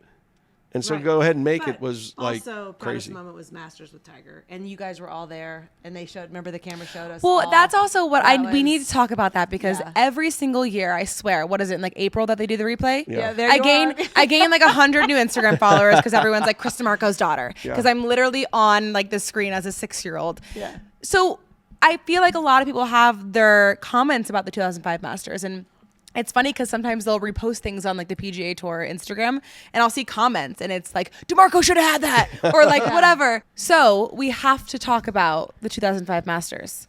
So kind of just take us back there, like give us the whole rundown. So 2004, I lost in a playoff at the PGA Championship, which was the last major of the year to Vijay Singh. So going into 2005, I was feeling really, really confident, especially majors. And at that point in my career, I think that I had gotten to the point where I've done a lot on the PGA Tour, but like the only thing missing was a major. And the year before at the Masters, I played with Phil Mickelson when he won his first major play with him in the final round, and I watched him win. And I learned after I realized with like 5 or 6 holes to go that I couldn't win the tournament. I kind of took a seat back a little bit. I still tried as much as I could, but I still took a seat back and watched him win the tournament and you learned a showed- lot. And you showed him the putt on the last hole. Well, he had a putt like 3 inches inside my putt, the same line on the 18th hole from like 18 feet. And I had a really good putt that lipped out, and he maybe played a little bit more break, and he made it, which got him his first victory in a major. I mean, he's won 44 times on PGA Tour. He's done pretty good for himself. Amazing, yeah. But so going into that week, obviously I had some great memories from the year before, and I was playing really good going in. And, we rent the same house every year. You guys were all there. The great thing was that it was always on Easter Sunday. It's always on Easter Sunday. And, you guys would all go to church, and you guys would leave me at the house alone. It's kind of like a pitcher throwing a no-hitter. Right. Everybody leaves them alone because I'm in the last group. My Right. parents were there. Everybody was there. It was fantastic. But, going into that last round, you're playing Tiger Woods in the Masters. And, I think I was 3 back going into the last round. And I was so confident Because going there was in. a rain delay on Saturday. There was a right? rain You had to delay. go back out. But not only are you playing Tiger Woods, you're playing what comes with him as well, which is the Everything. entire tournament Oh. following But you'd rather every play hole. with Yeah. Tiger than behind him or in Yeah. front of him. Right. You play behind him, then he taps You in, hear and then every- you look down, and next thing you know, the whole green's gone because everybody's following him. If you play behind him, you're in the fairway, and all of a sudden everybody's running up on the green, and there's so many distractions going on. So when you play with them, it's just all there. Right. So it's almost better playing with them. Did And you like the attention and the audience? I do. I have 2 really, really good stories about it. So I'm playing with him, or we're getting ready to tee off on Sunday. We're on the range. It's just him and I, and he's like 40 yards down from me. And every year, the NCAA tournament finished on Monday of the Masters. And the Gators had won a national championship in basketball, March Madness, right? They win. So I take a golf ball out, and I wrote "Go Gators" on it, and I chip it down to him. And it goes perfect little chip. It hits, goes down, kind of spins right in front of him. I watch him. He picks it up, takes a pen out of his pocket, whatever, chips it back down to me. He scratched out "Go" and he wrote "Fuck the Gators." So that was one Just thing to that was fuck really with you a little bit. it was just And you still again, it have was that just ball. him and I. I Yeah. do have that ball. I'll show you that later. And so we're going down the 11th hole, and I've hit the ball so good on the front side, and I've hit so many lips. I mean, I can't tell you how many putts I hit that looked like they were going in, and they just lipped out. But you got to remember, Tiger Woods is probably 50, 60 yards longer than me off the tee. How many years younger is he? He's 47 now, so 8 Okay. years. Okay. So he literally is hitting 9 irons and wedges in every hole, and I'm hitting 4 and 5 irons in, but I'm hitting the ball closer to him every hole. So we're walking down to 11, and I hit another shot inside of him, and he goes, I said to him, I go, are you tired of putting first yet? And he just looked at me and goes, "Fuck you, dork." Because I'm not But sure it- if they know, but a but shorter that- iron is Yes, easy yes, to get yes. close to the Yeah, ball. yeah, exactly. So the levity of the conversation was so good because here we are in the most pressure-packed situation you could possibly And it be was in. just you two. You guys were. It was just leading. us two. We were so far ahead. Yeah, you were like 7 shots ahead. We both finished at 12 under that year, and third place was 5 under. Yeah, that's So insane. we But killed everybody. do you think it's better to have that kind of camaraderie between each other? I'm a talker on a golf Right, course. I like okay. to talk. Tiger's business. He doesn't say- he doesn't say if a you don't word say other anything, than- he ain't saying anything. Right. He's just going down the fairway. He's in focus mode. So what I feel like is at least if I talk to him, maybe I could get his focus off. Yeah, a you're like the bit. little like shit talker on the basketball court. Absolutely, Like, totally. And I'm trying to. So get that him was that was a strategy of yours. You It really was, thought but, about. But again, if you poke the bear enough, I mean, he's so good that You Yeah. respected him though. No, you didn't. Totally. Yeah. I mean, I didn't do it in a shitty way. Of course. I did it not in a psych out way, but in like a fun way, just Right. to kind of make it fun. Have some levity on the golf course, and he loves that shit. I mean, him leading a that's his drug. right. His drug of choice is to be up there by the lead and have the pressure and everything on you. That's what you want, Yeah. especially when you're playing golf, right? Yeah. That's what you want. You want to have that sense of reality, and this is what's going to happen. And Tiger was the best at it, Yeah. by far. And what was that like for you, watching Chris and so you know? cool, but I was gonna say you should talk about what happened on 16. I hit driver and I laid up with a 9-iron. He hit 9-iron into the green, That's right, and you both birdied. and he hit it like 15 feet, 2-putted for birdie, and I hit a lob wedge in like 4 feet, and made birdie. And weren't you tied at the time? No, I was one back. One I back. birdied 14 to get Yeah. one back, and then we both birdied 15, and then 16 he hit god awful shot. And if Tiger, you're gonna watch this, you hit an awful shot. You hit it way Hey, left. Tiger, I hope you watch did. this. Yeah, I hope you watch He it. did. So Elon and I are together, like right by this tree, this iconic tree on the right side of the green, and he hits this bad shot, and Chris hits a good shot, like what, 12 feet below the hole? Like 15 feet right below the hole, yeah. Yeah, and I was like, inside going, oh my god, this is our chance, right, to catch up. Right. So And then he hit it way left of the green, and he had this chip. So the 16th green slopes. It's a big slope, so the only shot he had was to kind of play it up the slope and have it run back down. And that could be probably the most epic, iconic shot in Masters history, where he chipped it In up golf the slope, history. in golf golf history, history. and rolls back, and it literally the Nike logo falls over the edge. Saw no residuals for that, by the way. And literally, he makes it. And I was working with a guy named Gio Valiente at the time, which shout out to Gio, he's fantastic. And our motto was expect the unexpected. So I kind of didn't expect him to make it, but I kind of in my mind had every scenario playing through what's going to happen. He could hit it over the green, he could make a double, I could have a one-shot lead. So I was preparing myself for the 17th tee. I'm obviously trying to make the putt, but he made that chip, and it was Tiger being Tiger. Would you say that almost? Did that throw you off a little bit? Him making that? Because you said you expect the unexpected, but you didn't expect him to make it. It would have. I will tell you this. It would have. If I wasn't working with Gio, it would have thrown me off completely. But because I was working with Gio, I said, great shot. And then I just got back into the mode. And I mean, people always ask me, like, were you nervous that day? I'm like, I was not nervous one bit. I can't say that. But you could even when you're watching, you can even tell you're not nervous. I was not You are nervous one so bit. focused, and you guys are both, you and him, riding the energy of the audience, of each other. I mean, you guys were. People were saying how loud it was out there. I didn't hear anybody. Yeah. I didn't see anybody. I didn't see anything. All I saw was my golf ball where it was, my putt, what I had to do. I didn't see anything. It was, and I can probably say I've done that 5 times in my career, where Tiger does it every single day. That's what makes him the greatest player of all time. Right. And is it etiquette to walk with the other spouse if like the two Pretty much, husbands are doing? You're kind of talking and everything. Yeah, what kind of but- etiquette is that? Do you have to like kind of tiptoe on eggshells Kind or of. like? Yeah, you have Because to when be- he makes a hell of a putt and you're standing next to his opponent's You have wife, to say great putt. But I don't ever remember it Yeah. ever being malicious. Like you wasn't. guys, I think No, it was very all of the nice. wives, because it was a community. I mean, It was such a You have to community. understand too. Okay. You guys are traveling 36 weeks out of the Right. year with each other. Like it is a Right. were community. there ever any wives that were like, "Fuck you, my husband's Yeah. gonna kill all of like"? Any There's a couple. stories like any? Wife. Don't drop names. Don't drop. Like I'd love to know. But Like I will will- say, like, Elon was so nice, and we had a lot in common. But I looked at her after he made that unbelievable chip, and I said, "Okay, bye bye." I'm not walking with you I'm anymore. like, you fucking lucky Yeah. shit. Yeah, right. Yeah.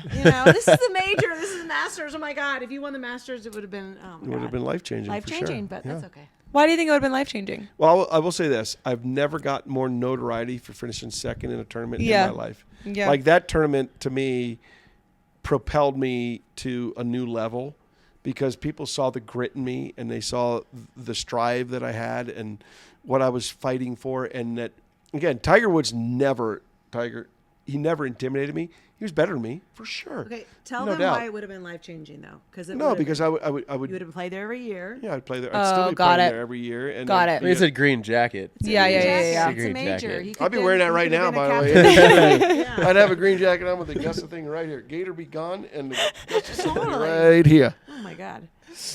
Okay, so I feel like, I mean, Tiger is like the creme de la creme. Like you said, he's like the Jack best. Nicklaus for older people Right. is it arguably between one of those two that are the greatest player of all time. The GOAT is either Tiger or Jack Nicklaus. So- Either way you want to go. Old school is going to say Jack Nicklaus. It's kind of like It's like the Michael LeBron, Jordan. Yeah. Exactly. For you though, for your success, for anyone listening, what do you think was like your secret sauce that got you to the level to be able to hang with him in that way? Like for you, obviously, like my brother Christian, he is also a professional golfer. He's very different from you in the way he plays. So for you, what was your specific secret sauce of like getting the success you did in golf? When I would play my best, you could carry my balls around in a wheelbarrow. What does that mean? I'm so lost. Big fucking balls. Okay. Yeah, you did. Big balls. You did. Like the So moment, you're talking about you're not talking about golf balls here. No. No, Okay. I'm talking You're about talking about the ones between your legs. my nuts. Okay. Right. I had a confidence in myself that I knew. One part of it was to have a strong woman on your side, Yeah. always there. But I never doubted myself in any situation, and I always wanted the ball. Right? That's what you always say. Like the greatest players of all time always want whatever sport it is. Patrick Mahomes wants the ball at the end of the game. Right. Right. I wanted the ball in my court. Like when I watch Christian play, I'm more nervous watching him play than I am when I ever played because I can't control what he's doing. Right. I can control what I'm doing. Right. So would you say it was your confidence and then just like your pure talent? Absolutely. And it was the lover boy side of you. Like my wife, I have my kids, I have my family. And that's so You saw security. you, Oh, yeah, security. true. You saw a wife. You saw Amy at your first tee, and that just brought you home. And you know what was a little great? bit. Like she always knew. Like if I finished poorly, she'd be like, "All right, give yourself an hour." And just an hour just to kind of just get everything out. And then I was good. Yeah. I was really good about not Yeah, bringing the you shit were. home with me. Yep. Like I was really good about, when it's over, but give me an hour, especially if I fucked up. Right? If I didn't, What would that hour look like for you? it was just me battling myself Yeah. in my head. And I would beat myself up. And then I'd beat myself up to enough to where I'm like, okay, you've had enough. Let's just move on from here. I got 3 beautiful kids. I got a beautiful wife. I've got a great family. I got a great life. I think know a lot what? of people could use that because I think a lot of people just sort of beat themselves up, then stop, and then not have that moment Right. of actually reflecting on what they actually have. I think you need to do that. I think that's a huge important part. I think you need to beat yourself up for sure, but then at the end of the day, forgive yourself and then move on. Right. And realize what is great in the world. And you know what? At the end of the day, 3 healthy, beautiful children, a beautiful wife, a great family, a great life, that beats everything. Well, I think also too when you beat yourself up, nobody else can. Nobody else can. And then nobody Not else can like get me. under your skin. Nobody else can say anything that's going to throw you off because you've already said everything to yourself. Completely. Then you forgive yourself and you're like, no, actually, I am the shit. I'm going to go out next week and just be different. Right. Right. I'm going to learn, and I think a big part of it is learning from what you did. Well, If that's you the can whole learn thing. something. We always say, like, tell us about a time where you burned the dish. And I think that's the whole reason we ask that is, like, tell us about a time where maybe you failed on the course or something, and then you learned from it. And then Okay. you... So I'll tell you exactly. It was here in Denver. It was at the international tournament, which is at Castle Pines. And after 2 days, I had 31 points, which means, so it's a different tournament than normal where normally it's under par and, par bogeys matter, whatever. This one is birdies count for points. 'Kay. Pars don't count for anything. Bogeys count negative points. Okay. So I made 16 birdies and a bogey the first 2 days. 31 points. 30 points won the tournament. I didn't win the tournament. I remember sitting in Centennial Airport, getting ready to take off. I called Gio up, and I said, Gio, I choked. I should have won this tournament by 15 points. And he goes, and that's when I started working with him, and that was 04, and then I lost in the playoff in 04 and then 05. But I think realizing and admitting to yourself that you did choke Right. Yeah. That's the realization. is something that you can get Do past. you it. remember Gio's response to you when you're like, He said, let's talk. He first thing he said to me, he goes, Chris, I talked to you on Wednesday. I played the Pro-Am. I shot 65 in the Pro-Am, 14 points in the Pro-Am. and that's when you met him? And in I the said, Pro-Am? dude, I'm playing so good right now. And he goes, you were peaking. You peaked too early. And I went, what? And he just explained to me what went on psychologically in my head. And I'm like, So you wow. had already kind of, like, said, I got this in the bag. Yeah, especially after the Probably. first So you 2 probably days. got a little Yes. lax. After the first 2 days, Yes. I felt like nobody was going to beat me. Yeah. So, yeah. was So that could over. be a good thing and a bad thing. It was a bad thing. Right. Because I got overconfident. Right. And instead of just continuing to do what I was doing, I just went, I'm just going to go out and shoot 65 again tomorrow. And I'm going Right. to shoot 65 on Sunday. I'm going to win this tournament by 30 points. And I didn't. And that was a realization in my mind that went, wow, we need to figure this shit out. And I had the gumption. She wasn't with me for some reason. You weren't there I was at the international. Yes, I was. that year because Yes, I was in the was. airport The by kids were there. myself. No, we were in Centennial. We were at the private one. Oh, you guys. She was probably in airport jail for fighting the TSA. And you were having your hour. We were there. I might have been having my hour. Watching you I think miss I the might have 3-foot dropped putt all on the bags 18. off at the airplane and then got in the parking lot and said, "Honey, I'm gonna call Gia right now." Yeah. And she's like, "Okay, do your thing." And I went and did my thing. And Yeah. you know what? It was. We never missed the international because No, that was our favorite. That was our favorite. And you were eating Skittles, I don't making remember a that bill one. on a What was that website. one? Gosh, remember the restaurant with the big slide? That was, That was here? that was Yes. here. Oh my gosh, the Big Red Barn or whatever it was Yes, called. yes. Is it still here? No. Oh, I would The love View to House go is there now. back. I know, Oh, the View House is there now. Yeah. Oh, back in Centennial. Uh-huh. Yeah. I never put two and two together. Yeah. Okay. Yeah, that was here. Well, one thing I want to shift into is because I feel like, again, going back to the whole sentiment of like who you surround yourself with is so important if you want to be successful. You guys were around so many successful people, so many celebrities that you On guys the course met. and off the course. Couple questions here. I want to say maybe the first one is, were you ever starstruck by anybody? And not even talking about players, but just like all the celebrities that you guys met. If I never was.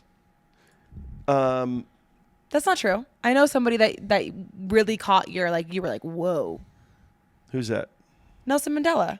Oh yeah. Well, that You always talk about that was what you're talking about. I'm talking Maybe about because if anybody. you make a wrong move, you're getting like your No, that was Secret Service. So is taking you out. there's been two people that I've ever been around where the hair in the back of my neck stands up. It was Arnold Palmer, and it was Nelson Mandela. And Jack Nicklaus was like that, but I got to know Jack really, really well, and I knew Mr. Palmer really well too.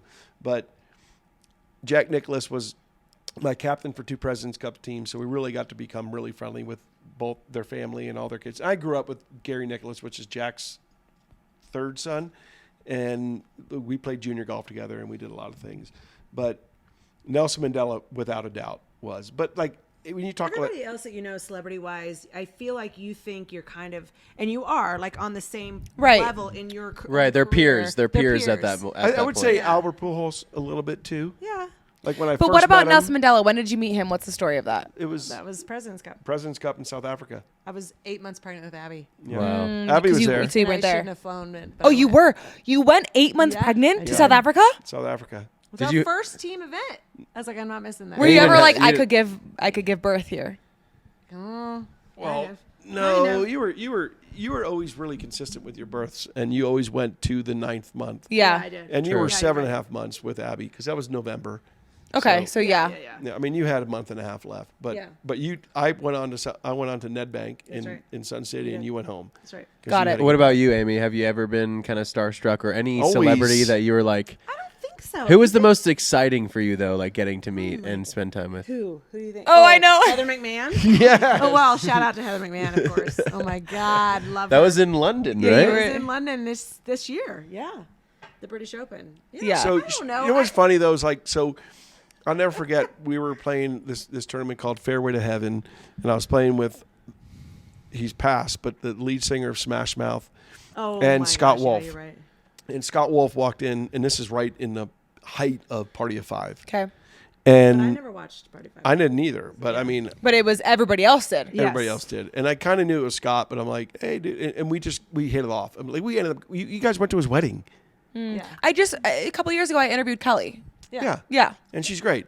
And so golf is so great because every single other whether it's a celebrity or unreal. whether Right. it's a baseball player, whether it's a football player, they all want to play golf. It is a Right. sport that just Yeah. connects. It just connects every everybody. So I've individual. been so fortunate. I mean, I got to play the Pebble Beach Invitational with Emmett Smith was my partner for 3 years. And I played with Tom Brady 1 year. I played with Josh Dan Duhamel. Marino. I played with Josh Duhamel. I played with And wasn't Oliver Hudson. Fergie Kurt walking? Russell. Yeah, Fergie was walking. Yeah. Yeah. What was she wearing? High heels.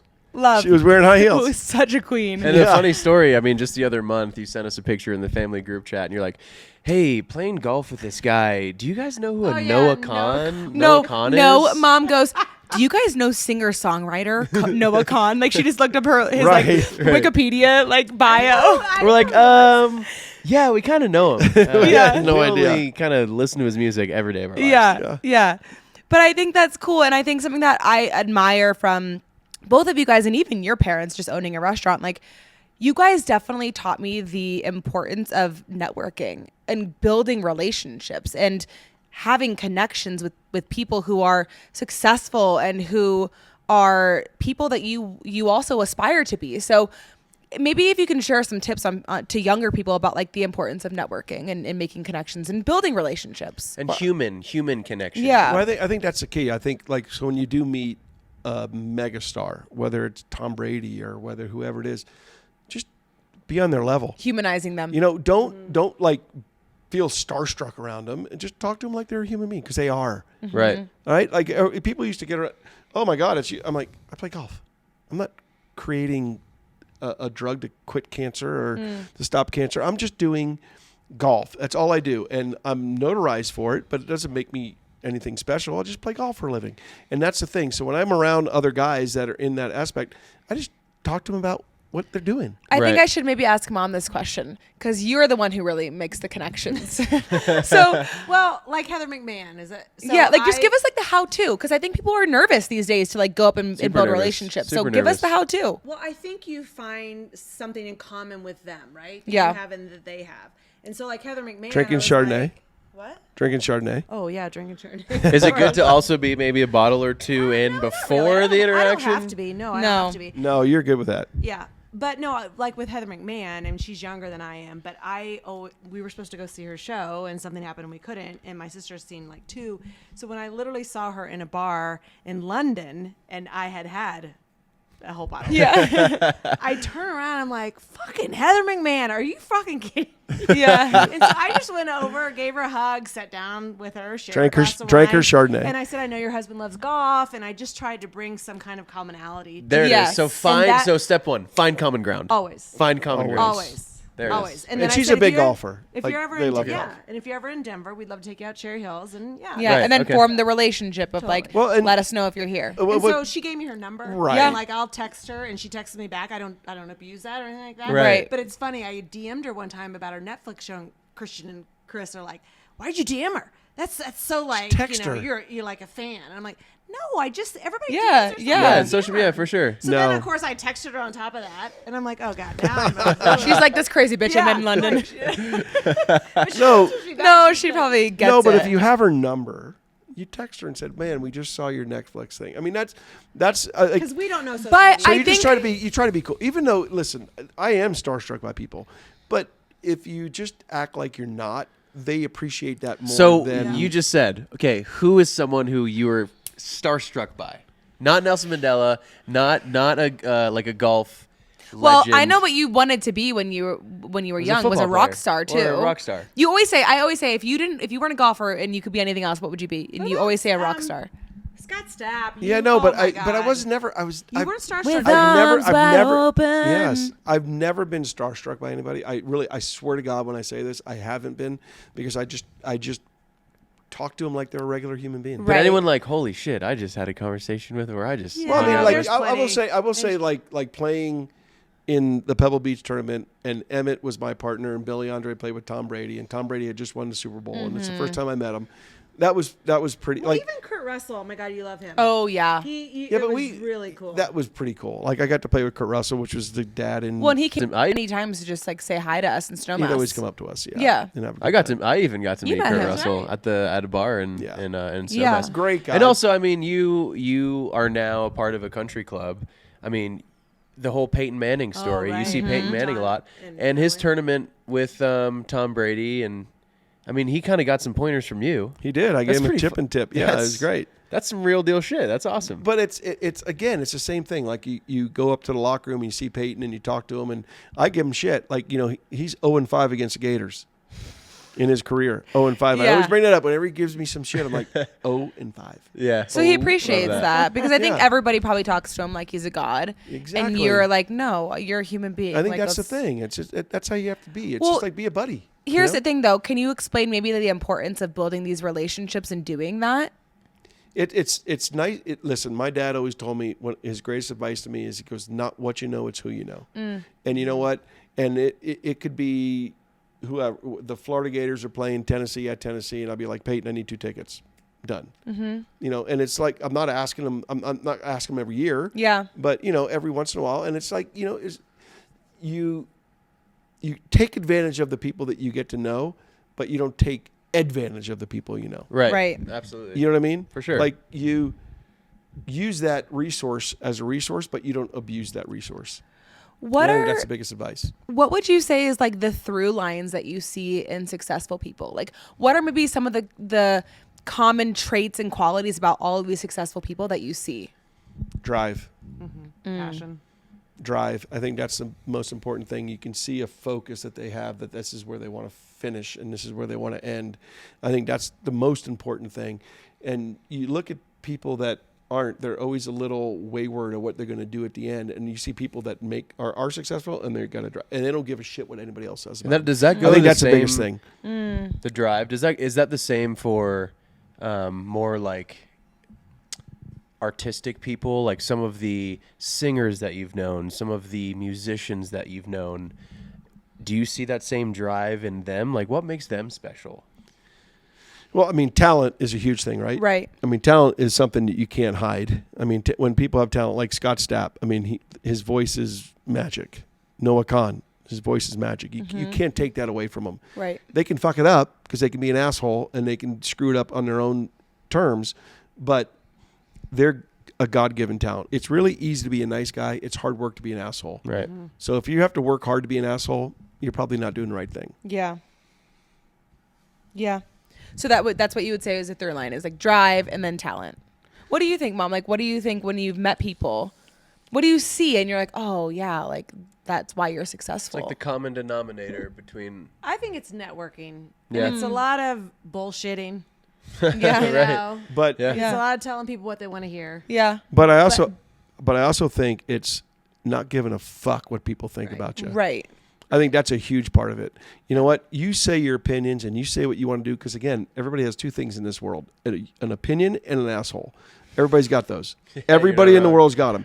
And you know what? If people don't agree with what your opinion is, fuck them. I don't give a shit. So now you guys know why I am the way that I am. Yes. There you go. That's her father. Absolutely. 100%. Okay. Shifting gears before we wrap up. You guys have been married for 32 years. Mm-hmm.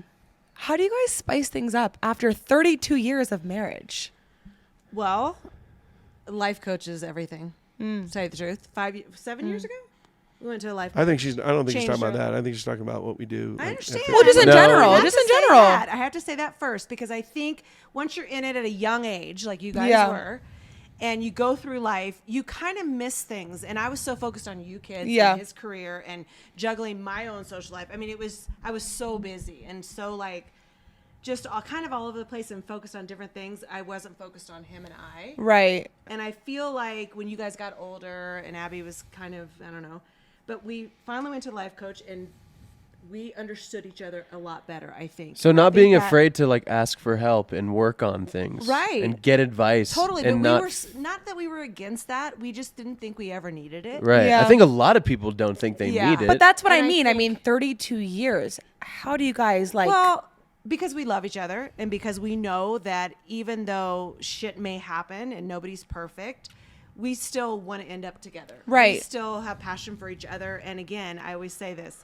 And just like I went to a girls' happy hour last Thursday, I'm sitting there with 7 girls that are great. Yeah. They're awesome. Yeah, you did say but that. I'm in the back of my mind, I'm thinking, I'd rather be here with Chris. I'd have Yeah. more fun with Chris. So I and think- that's the kind of a special thing, I think. I agree, and you're 100% right. But I think there's two things. I think that one that people need to realize is that therapy is not for weak people. Therapy is for strong people. And we should have really probably is. gone 10 years before we 100%. went. We did. We should have. Yeah, it wasn't. And well, it wasn't talked about when you And guys were it wasn't a got thing. married. No. And But at the end of the day, we're 55 years old now. At the end of the day, we're empty nesters. And this is for people out there that are in their 30s and their kids are in the mix, is that at the end of the day, when that day comes where there's no more kids, you got to sit across from that table and you got to go, I like that person. Right. Or like, who the fuck are you? Yeah. Right? I mean, that's Well, a big deal. Can I also say, you know how you guys always would be like that famous Oprah like question of if your kids were drowning and your wife Oh, was yeah. drowning, who would you save? But Lucas would always say, my wife. And this is not to say like when we had kids or anything to our specific, kids, but also you always said my dad put my mom first above you guys. Yeah, that's what And I I was think that raised. that's seeing I don't interesting. like that question, and it makes me cringe. Oh, I hate that Yeah, I question. would save you Sucks. kids. Sorry. Next I would question save you Terrible kids. question. It's a Because I terrible know question he because would want me to save you kids. but it's not a fair question because it doesn't not a fair matter. Like question. it doesn't mean you love. But what I'm saying though is like the point I wanted to make from there is like your parents always put each other first, and I think that had That's maybe important. its downfalls with maybe you guys kids in a way, but at the same time like. It's exactly what you're talking about. It's Yeah, like it now, is. you know, they're not nesters, but they like love being together and, you know. Yeah, like there's Right. no other day I'd want to spend with anybody but him. Right. Like Right. today we did our anniversary thing. We went ziplining and snowmobiling and, drove an hour and a half and in the car. It just was fun. Like was a every fun bit day. was fun. Other So than getting up having at fun. 6:15. Having fun. Other than getting up at 6:15. Oh yeah. That Well, Doing, that's also doing what- excursions with each other, Yeah. doing new Well, I also things. Have think, you like- ever been on a snowmobile in your life? Yeah. Yeah. Yes, Okay, yeah. cool. But I also think like you guys are best friends. Like you guys have always Right. been best friends. Right. And that's why I think from a young age I was always like, I'm not gonna fuck around with any of you fuck boys. I don't care about you. If I don't have a connection with you, if you're not my best friend, like I'm not gonna be with you. Yeah. Because I saw that in you guys, and then also And his I parents. found you, and then your parents were the same way. Same exact way. Very And so cool. yeah, like okay, so you guys are best friends. You go do these excursions. What are other ways that maybe you guys like spice things up? What do you guys do? We do still have great sex. I know you don't want to hear that. I'm not gonna lie to you. No, but that's great to know. Yeah, we do. I mean, we still find Shout each out to other great sex. extremely sexual. Why can't 55-year-olds have great sex? We do. Well, they can. We Okay, do. there They we go. absolutely can. Probably and better they than absolutely we did should. when we were Sometimes in our there 20s. needs a little pill every once in a while for me, but Hey, for nothing the most wrong with part, that. Nothing wrong. I'm 55 years old. Nothing wrong with Especially that if I've at had a all. few cocktails. I'm gonna tell you I right mean, now. shit, I hope so. I mean, I don't want to stop having sex until I'm 97 years old. Right. Yeah, why? Yeah. I want to break my hip in bed. I'm not one gonna lie to day. you. There's still a couple times I'm gonna be really candid with it. It's a couple hour sessions. There it it's- is, baby. I there love you go. that. I love that for you too. Yeah. Make it happen. Well, that shouldn't be taboo. It shouldn't. I think that's why It's people not. don't have good sex at your age because Because they don't want to talk about it. I think it's weird, but that is what I mean. Yeah, my parents is. I will tell you this Yeah, right now. his mom I is can't like- get away It's from it. fun. If it's not fun, I get it, but it's fun. I would Yeah. I would tell you this, that every chance I get to see her naked, I've seen it, I could picture it, I know it, I still love it. It's still the best thing ever. Yeah, It's the because best you're a thing ever. heterosexual male. Yes, totally. Yeah, but I mean, like even it was funny. So I'll tell a little story. Last night, she came out of the sauna, and first of all, I was gone for 9 days, so I was gone. And for you're in the 9 sauna days. naked? Yeah. Well, Of she course, put a you have towel to on. be. Oh, towel. Yeah. She Okay, had a towel towel. on, but when she came in, she closed this and she gave me a little flash. I'm Right. like, I'm like, I love Something it. your mother would do. I love for that. Sure. Well, your Yes. mother would walk around. Yeah, naked. she Oh would. yeah, no. There would be no towel in the sauna for her. Yeah, she just- Right. No, that Yeah. wouldn't. But I Yeah. mean, that's like the little things, and she knows that I love that. Yeah, for Right. men like Well- us, we need that Need shit, it. man. Yeah. We Let me need ask this that. then. What's your love languages, both of you? Well, mine's words of affirmation for sure. Yours is, I think. I like touch. Do you have Physical two? touch. Like maybe two? I like words of affirmation too, but I think that like physical touch to me, your quality of time Yeah. and your words of affirmation. Yeah. Like, Yeah, you tell me all the you time. and I are the same. We're physical Yeah. touch, words of affirmation. Yeah. Yeah. I mean, she always says to me, "You like this shirt?" I'm like, "Yeah, I didn't say that. I'm sorry. I love that shirt. You look great tonight." Or look, those jeans look fantastic. Oh, on you." like you were gone for 8 days, and I did the tree, and I did all this stuff, and I'm like, honey, you never said anything about the tree. Right? He Right, needs to yeah. walk in and he needs to say, Oh my God, Amy, look at the tree. It's Yes. so gorgeous. But Yeah. see, I Yeah, get yeah. that too because I'm not words of affirmation. So I will forget that that's like what you Yeah, it kind of love. pisses. Like I'll spend 3 hours mowing the front yard, the backyard, edging the whole Yard looks house. great. And I'm like, hey, by the way, have you seen the hedges? Yeah, And can you let me fucking know I did a Because good job? And Amanda's like, what? I don't. Because that's not what I need to feel loved, so I like forget. You know what I mean? Well, also you've been inside with 2 kids and they're running around with their yeah, heads I'm like, chopped take off. them, take them, take them. Can I edge yards, please? Yeah, and I'm also Yeah, like, for I'm also like, real. hey, we haven't had sex in 29 hours. I think we're due again. Yeah. Okay, wrapping up because this is what's the recipe. I would be remiss to ask, what is both of you guys' favorite meals of the day? Of the day? Breakfast, lunch, or dinner? Breakfast. Probably breakfast. We make a good smoothie, a mean smoothie. You guys do. are still Even on the in the smoothie honest game. Oh, yeah. Because we don't get it when we travel. In the winter?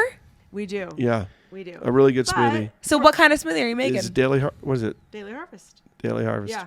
This Shout out to Daily These are No, the same don't s- shout them out. th- They haven't paid me yet. Yeah. They Pay her, will. pay her, and we'll talk about it. This started in like COVID, right? Like Yeah. lockdown. Yeah, it I did. do remember And the you guys are keeping smoothies when I was strong pregnant. You got to with that. remember, so when we travel on tour, literally like every tournament we go to, there's an omelet station, and so we're eating eggs and Yeah.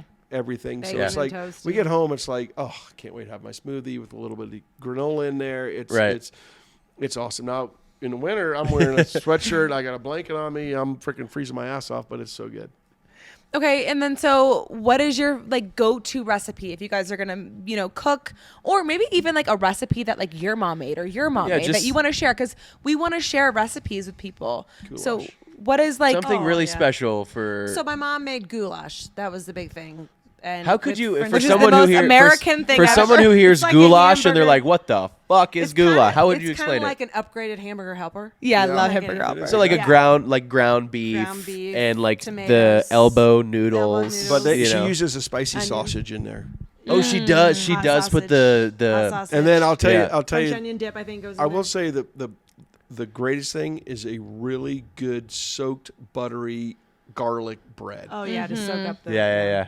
I mean For that sure. that goes with it, and then like a nice little Italian salad, like a salad. There's just some feta cheese, some salad, some butter salad, and some good Italian dressing. With that, it's like that's my That's deathbed. you right My- there. deathbed. So what should their recipe be? Chris and Amy's goulash with side Italian salad and the garlic bread. Yeah, for I sure. think so. Yeah, Yeah. You'd sign off on that one. Oh, my gosh, the yeah. garlic bread especially. I made garlic bread last night. You're like, You that's did. the greatest thing. I've You had. do. That's your favorite thing to make because Oh. you slice up the bread and then in between each slice you put a little piece of Oh, butter yeah. in there and, and the then little I garlic. just and soak it with freaking gutter with garlic on Yeah. top. I mean, I just sprayed in there.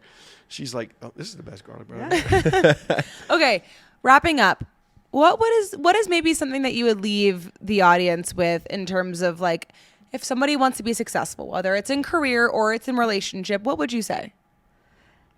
I would say follow your dream. I would say go for what you're looking for, and don't be afraid, and don't listen to what anybody else has to say if they're telling you not to. Just go do it. Go grab it. Go get it. Because you know what? You have one life in this world. Go do what you want to do. And if you fail at it, then go do something else. But you know what?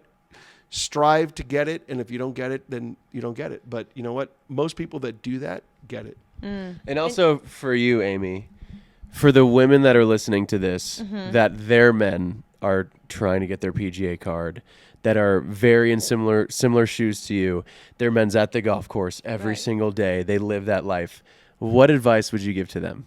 Well, I would just say support them, but they have to be. I think that has to be their passion too, because if it wasn't my passion, I think I would have had another life Right. opposite him, and that wouldn't have worked for us. And I don't think 32 years would have happened if that Right. would've been If the you case. didn't, if you were also Like, weren't the passionate sacrifice about she that. made is huge. Like the sacrifice she made, And still for to us- this day, because now you're on the Champions Tour Absolutely. and I'm caddying for you, and we're a team again, and we're doing it together.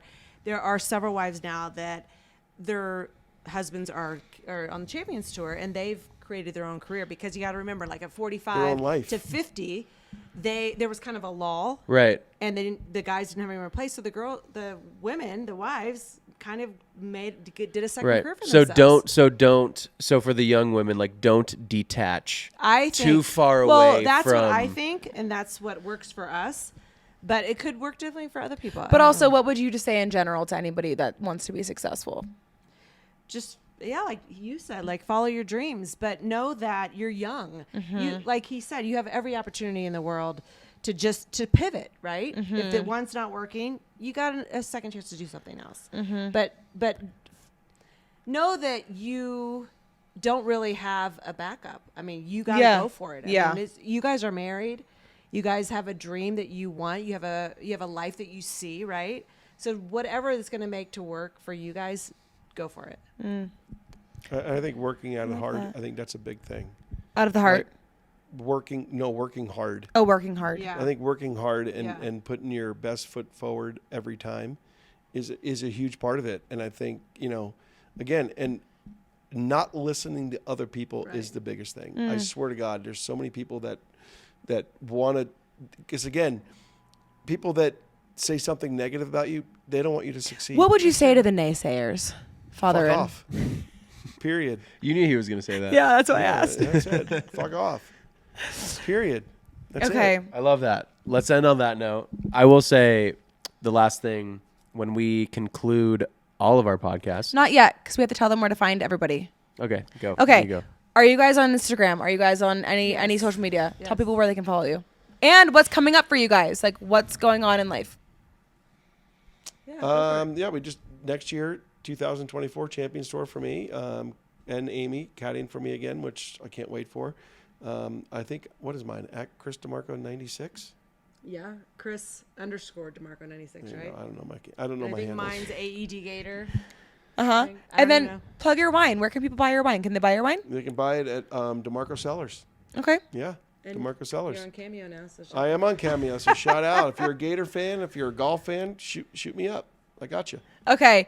And you can also find us on Instagram, What's the Recipe Pod. And you can find us on TikTok, What's the Recipe Pod. And now, Lucas, you can hand it over to. So in the restaurant industry, when you run out of something or when something's done, it's 86th. Yeah. So, Ames, can you look at the camera and say this episode is officially 86th? this episode is officially 86. No, no, no.